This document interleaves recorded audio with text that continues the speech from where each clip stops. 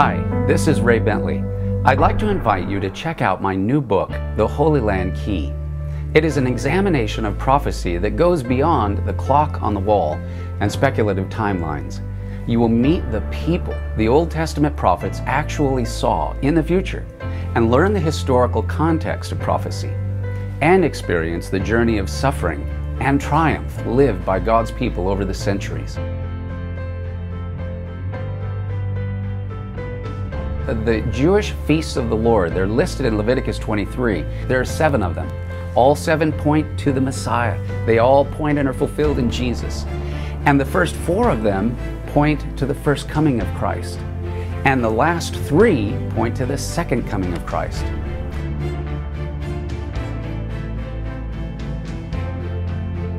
In Genesis 1:14, it says that God gave the sun and the moon and the stars and the lights for signs and for seasons. The Jewish people say that a blood moon or a lunar eclipse is a sign or omen for the Jews. A solar eclipse is a sign or omen to the Gentiles. We're going to talk about the patterns of what has happened in the past when these blood moons have come and what we might anticipate in the near future.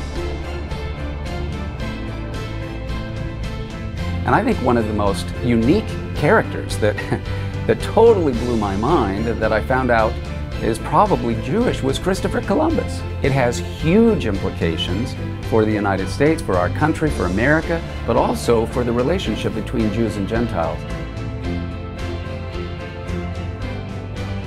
We believe the book of Job is the oldest book. And in Job chapter 38, Job is having a conversation where God is speaking to him, and God mentions the Mazzaroth.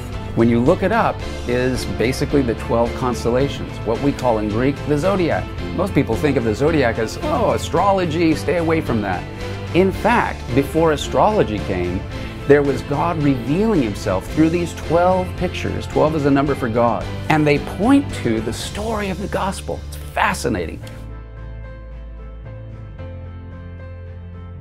All of the signs, all of the seasons, all of the patterns are converging. And I believe that the next few years are going to be some of the most exciting times that we've ever lived through. Challenging, also revealing, and God is going to be glorified. He's ready to pour out His Spirit. His kingdom is coming. His kingdom is on the way.